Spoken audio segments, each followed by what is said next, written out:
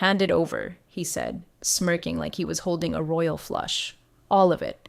Routing system, dashboards, protocols, whatever prehistoric magic you've been running.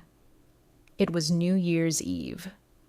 3:02 p.m., snow was tapping at the office window like even the weather wanted in on the disaster. I looked at Kasdan Rolfe, decked out in a cashmere overcoat like he'd wandered off a GQ shoot and gotten lost in our freight division. He was fiddling with his stupid designer portfolio like it held the keys to the kingdom. Spoiler, it didn't. I set my badge on the edge of the conference table, slow and deliberate. He didn't notice the weight behind it. Of course he didn't. That badge held more control than his entire precious org chart. I can't do that, I said, flat. He blinked. What? It doesn't belong to you? Now, if you're listening to this, pause for just 1 second, hit that subscribe button and tap the like. You'd be shocked how many people enjoy the full story without ever supporting the team behind it. That quick gesture? That's what helps us keep bringing these stories to life. Back to Kasdan, who was trying to compute what I'd just said. His lips twitched. Confusion was leaking through his Botox-smoothed confidence. I didn't flinch, didn't blink, just let him stew in it. 17 years. That's how long I gave to Veriton Freight. I built the routing system from scratch. When we lost the southern corridor due to floods in '09, it was my fallback sequence that rerouted 123 hauls in under an hour. When the union strikes froze 3 major hubs, it was my contract tree that rerouted pickups across 4 states without a single missed SLA. I didn't do it for applause. I didn't need my name in a newsletter. I did it because systems matter, because logistics is about trust, and because I loved it. Back then, the company was run by people who got that. They might not have understood every line of code I wrote, but they knew results when they saw them. Then came Kasdan. Fresh from a luxury retail brand, hired for disruption. The kind of guy who used the word synergy unironically and thought Waze was a logistics platform. He'd roll his eyes during ops syncs, smirk whenever I mentioned latency mitigation, called my system the dinosaur in front of junior staff like it was a joke. What he didn't get, what he never even tried to get, was that the dinosaur wasn't just code. It was architecture. It was the nervous system of the entire company. It was redundancy built on redundancy, backup circuits overlaid with adaptive logic, a living, breathing map of what could go wrong and exactly how to survive it when it did. But Kasdan didn't want survival. He wanted flash, speed, a clean break. I saw the writing on the wall 2 months before he did. His assistant accidentally forwarded me a Slack message meant for marketing. Legacy ops overhaul, replace before Q1 quietly. That's when I knew. That's when I started preparing. The redundant node overlap he laughed at, that was the first cord I cut. Slowly, silently, I rerouted dependencies to an autonomous vault protocol tied to a specific clause in my contract. 18B, custodial protocol. One nobody ever read. One I slipped in back in 2013 after a vendor nearly compromised our dispatching software. I notarized the triggers, buried the schema, left breadcrumbs in the vault, just enough for someone competent to find it if it ever came to that. Kasdan never asked. Now he was sitting across from me, lips parted, trying to figure out how this woman, gray roots, rusted voice, still wearing the same REI windbreaker from the Denver rollout in 17, wasn't shaking, wasn't groveling, wasn't handing him anything. I walked out before he could answer. Not fast, not dramatic, just firm steps and a final glance at the champagne bucket chilling behind him. He'd uncorked it early. Probably thought he'd celebrate his streamlined operations with a toast. Probably thought that firing me would be a clean surgical cut. He never noticed I left the blade in. Kasdan's assistant, Claire, 25, eager, the type who color codes her lunch schedule, sent me a chirpy Slack at 9:12 a.m. sharp. Hey, quick cue. What's redundant node overlap insurance? Looks pricey. I stared at the screen for a minute before responding. It's always the ones with emojis who ask about line items they can't pronounce. I wrote back, it's why your holiday packages still get delivered when the interstates flood. No reply. An hour later, she pinged again. Also, what's tier deadhaul lockout? Trying to prep for Kasdan's deck. The X. That one nearly made me laugh. Like she was asking about a salad dressing, not the reason we hadn't lost a single Department of Agriculture lane in 9 years. That dead hall lockout was built after 2012 when we ate six figures in wasted fuel and legal disputes because our trucks were coming back empty on critical routes. I layered that lockout protocol like a quilt. Regional variance triggers, incentive thresholds, vendor priority scores. It saved us over $18 million across the decade. But all she saw was a dollar sign and a weird acronym. And Kasdan? He just saw an opportunity, some soft target to clean up and call optimization. That was the week he started floating words like modernization and cloud-first transition during department huddles. No actual questions. No attempt to understand what each node, each fork, each variable did. Just this smug detachment, like he was performing competence. The budget report got pulled.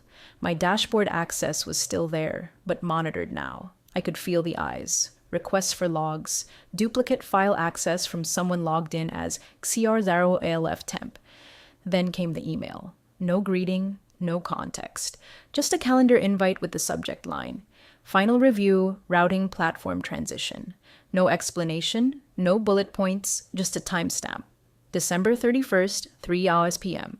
I stared at it for a full 2 minutes. You don't schedule a final review on New Year's Eve unless you're planning a quiet burial. I clicked accept.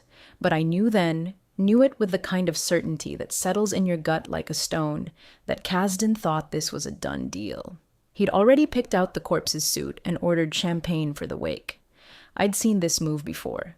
Once in '08 when upper management tried outsourcing dispatch to a vendor in Minneapolis. They made a similar play. Wait till holiday staffing's light, bury it in year-end transitions, make the cut while everyone's distracted.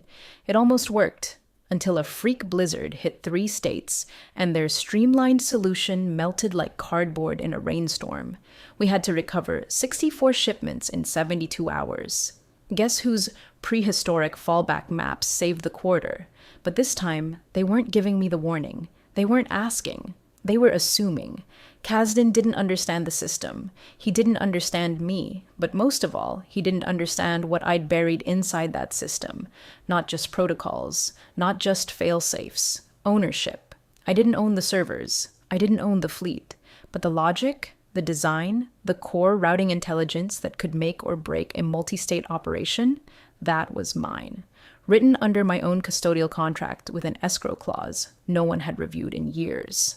Clause 18B, autonomous lockdown in case of termination, triggered not by me but by the timestamp on my badge, if deactivated without dual sign-off. Signed, notarized, archived. I'd buried it so deep even I almost forgot about it. Almost. Because here's the thing. I never once believed this place would protect me. You work in logistics long enough, you learn no one sees you unless something breaks. You're a ghost in the machine until they hit a wall. But I also knew this. Systems remember.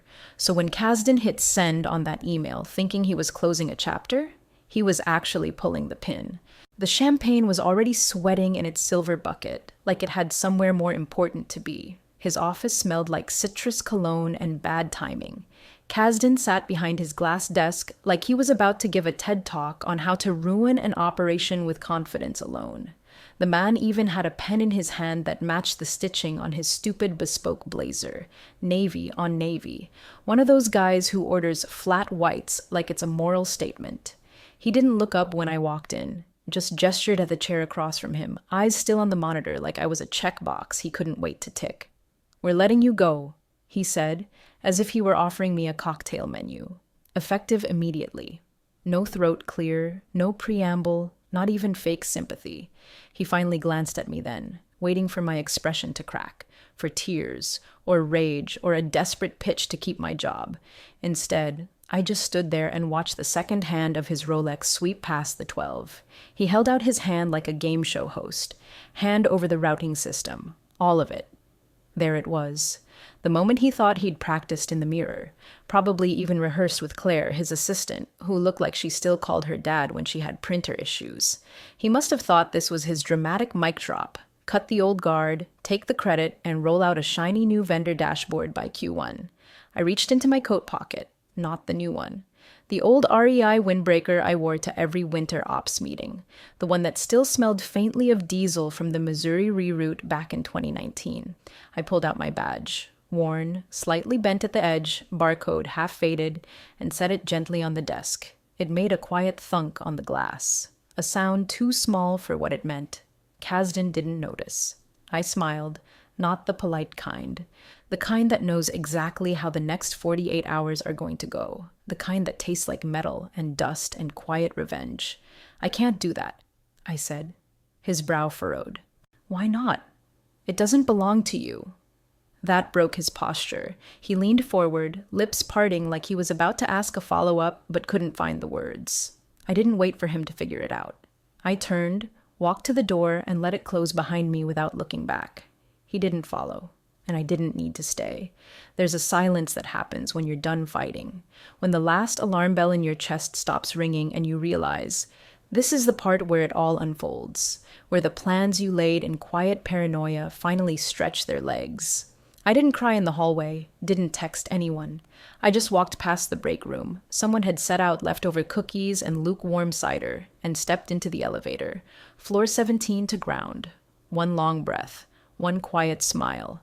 I'd already set the system in motion, the badge trigger, the root decay protocols, the escrow failover. Clause 18B. All of it would start whispering to the core database like a ghost saying goodbye. Kasdan didn't know what he was about to walk into, and I wasn't going to be there to explain it. By the time the confetti was dropping in Times Square, the system was already folding in on itself like a dying star. They thought it would be a clean handoff.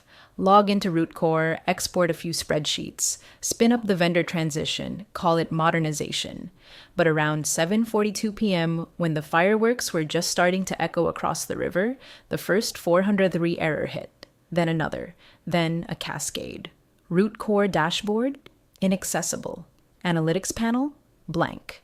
The predictive dispatch engine, our golden goose, the one thing that made us look like clairvoyants during peak season, wasn't just down. It was missing. The API queries returned nothing, not even a timeout, just silence, like asking a question in a dark room and realizing the walls are gone.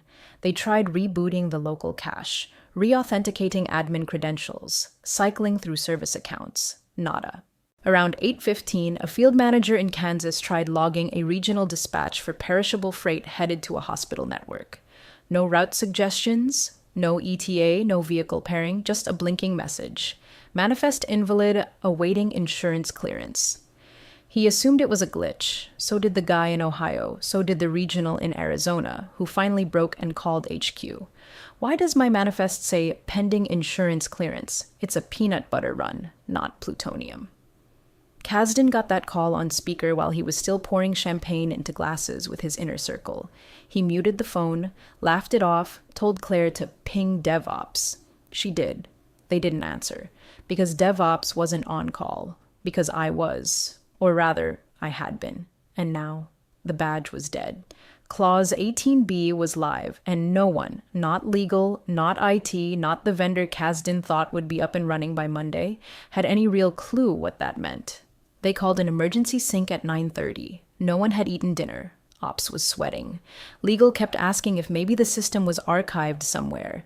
Maybe it was stored off-site. Maybe I had a personal backup. They used words like decentralized and redundant, hoping one of them would magically open a portal back to the routing logic that had carried this company for 17 years. But it didn't, because the system wasn't broken. It was waiting. The intern in Tulsa, Eli, I think, he was the first one to ask the right question. Wait, who actually built the routing protocols? The Zoom call went quiet. Kasdan cleared his throat and mumbled something about inherited architecture. But nobody looked convinced, because when something breaks, you call IT. When something disappears, you call legal. But when something refuses to move, when it goes dead still like it's listening, you start to wonder who gave it ears. And that night, somewhere between the third bottle of champagne and the first serious call from the compliance officer in DC, they all started to realize the same thing.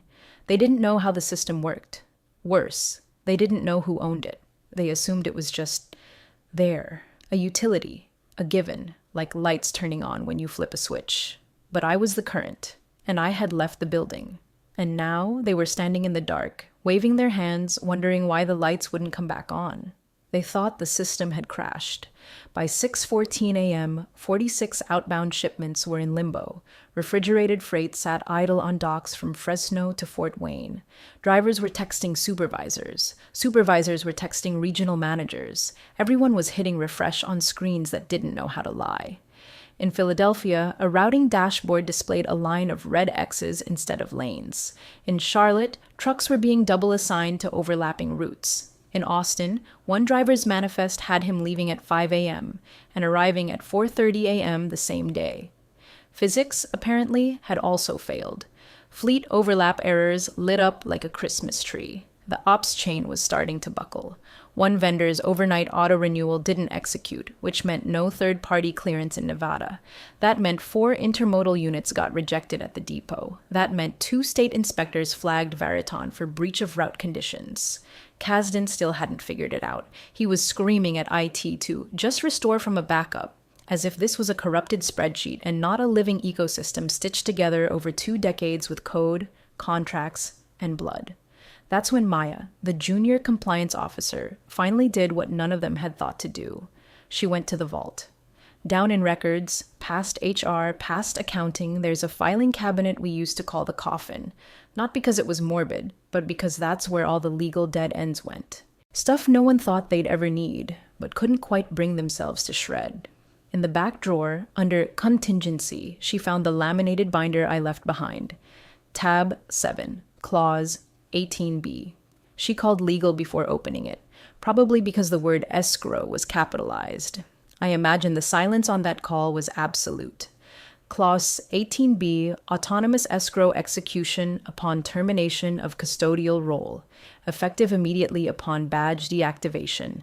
The routing schema, logic protocols, and tiered fallback infrastructure enter escrow state. External modification prohibited. Internal access restricted. All systems await reversal authorization, as outlined in 18B(y), or remain in frozen logic cycle indefinitely. My signature was there, notarized, time-stamped. The binder included a second-page FAQ for escrow triggers. I'd written it in plain English. I knew one day someone would need it. It read, "This is not a failure. This is a pause. The system has been instructed to wait." The calls started flying then. Kasdan dialed legal. Legal called records. Records called ops. Ops called Claire, who was apparently crying in the break room because someone on Twitter had posted a video of a Veriton truck making a 10-mile U-turn across a closed bridge. At some point, they looped in the vendor who was supposed to be handling the modernization. The guy on their end had the gall to ask, "So, did no one read her contract?" Silence. They hadn't. Because no one reads the fine print on the bones of the company until the bones start moving on their own. Kasdan stormed into the boardroom, binder in hand, waving it like a bomb threat. "She locked us out," he shouted. But he was wrong. I hadn't locked them out. I'd just stopped holding the door open. Tuesday morning hit like a riot in slow motion. The first call came in at 8:06 a.m. from a regional produce distributor who hadn't received their routing confirmation. They were polite at first, figured it was holiday backlog. By 8:12, they were calling again, this time angrier. By 8:21, their legal counsel was CCing our compliance inbox. By 8:35, the phones lit up like a slot machine hitting 777s. One call after another, and none of them were friendly. A pharmaceutical partner flagged us for breach of cold chain compliance. A furniture supplier out of Michigan demanded an emergency audit. But the one that finally cracked Kasdan's Botox poker face came from a Department of Agriculture rep. "Why is our fleet flagged as uninsured?" Kasdan took that call on speaker. I wish I could have seen his face. Heard the pause after the rep asked that question in a tone that left no oxygen in the room. Claire scrambled to mute the line. Kasdan stammered something about routing discrepancies and temporary system transitions. The rep didn't buy it. She said they'd be initiating an internal review. If violations were found, the federal contract would pause. Immediately. Kasdan barked orders like they were going to scare the system into behaving. Check the logs, call DevOps, pull the vendor. AT ran circles. They opened access logs, rebooted dashboards, tried syncing from an off-site node that hadn't been used since 2016. They hit every folder labeled archive and backup and baseline. Nothing. Then one of them, God bless the temp with a sinus infection who probably just wanted to get through the week, stumbled across it. Folder name, contingency, do not touch. They opened it. Inside, my full routing schema, the modular logic tree, contract tiering logic, timestamp to the second, 14 different scenarios for failover, mapped against escalation levels and service tiers. There were notes in the margins, my notes, in ink. I'd written them years ago like field instructions in case someone had to operate the system without me. They'd never looked, not once, because Kasdan never asked. He assumed the system was ornamental, something that could be replaced like a curtain or a paint color. He thought it was just spreadsheets and vendor logins. He thought wrong. Every packet of data was laced with conditions, insurance triggers, dead haul suppression, regulatory compliance logic that fed into dispatch eligibility. The entire freight chain wasn't just managed by the system, it was the system. And now the system had paused itself, like a body withholding breath. The room went quiet. Someone asked, "Why didn't she just leave instructions?" Claire answered before thinking. She did. She literally labeled it, "Do not touch." Kasdan turned purple. They ran a trace on the badge deactivation timestamp, matched it to the exact moment I walked out, matched that to the moment the core logic began to isolate itself. The realization hit them like cold steel. I didn't sabotage anything. I didn't corrupt or delete or hide. I designed a system that trusted the person who built it, and they had fired her. Kasdan stood in the center of that war room, his leather shoes clicking against polished concrete like they could still carry authority, and realized he hadn't just underestimated me. He had underestimated the entire infrastructure built quietly behind him. And now he was standing in the wreckage, holding a laminated map he'd never bothered to read.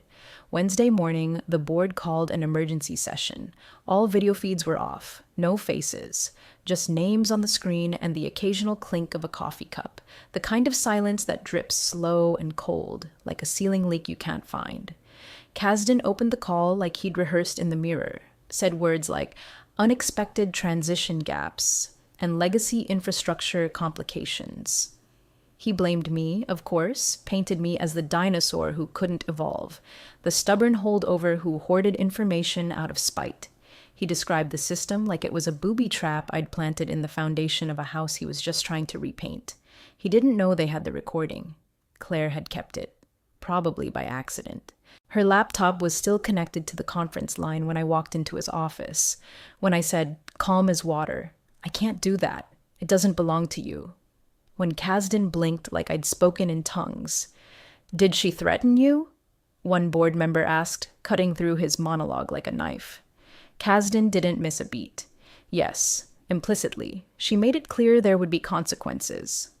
There was a pause. Then someone else said, "Let's play the audio." And so they did. My voice came through the speakers, steady, clean, no tremble, no venom, just one woman explaining a simple fact. It doesn't belong to you. Nothing more. When the recording ended, no one spoke for a full 15 seconds. Then another voice, female, older, curt, asked, "Would she come back?" Silence. Even Kasdan didn't answer. Not because he didn't have an answer, but because he knew that asking me to return would mean admitting what he'd done, and worse, what he hadn't. Because you can't fire someone and then ask for their help unless you're willing to walk back everything you claimed about them. The moment you invite them back, you admit they were irreplaceable. I spent the day quietly, cleaned out a drawer I hadn't touched in months, walked to the post office, bought myself a cinnamon latte that tasted like something had finally ended. I didn't check my email until late. One new message. Subject. Hypothetical. It was from Darren Reyes, a regional ops director in the Midwest. We'd worked together through hurricanes, rail strikes, and a fire at the St. Louis depot that knocked out refrigeration for 48 hours. He was a quiet guy, steady, never sent emails unless it mattered. He wrote, hypothetically, what would clause 18B require to reverse? No signature, no emojis, no explanation. He already knew I'd know what he meant. I hovered over the keyboard, thought about typing something, anything, but I didn't, because they weren't ready.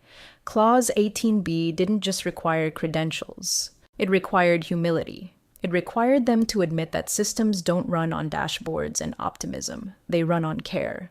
on foresight, on someone thinking 3 disasters ahead while everyone else is still planning the Monday meeting. So I closed the laptop, let them sit with it. Because the moment you break something out of arrogance, you don't get to fix it out of panic.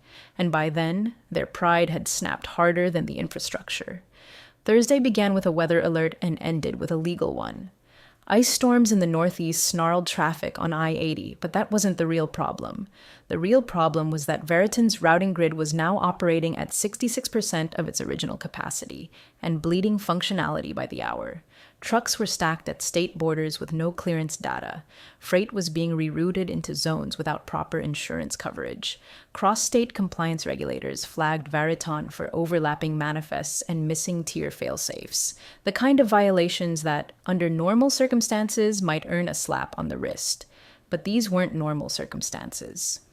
At 7:52 a.m., a DC-based compliance officer emailed a formal notice. A major federal food transport contract was being paused pending audit. No timeline, no guarantee of reinstatement, no mercy.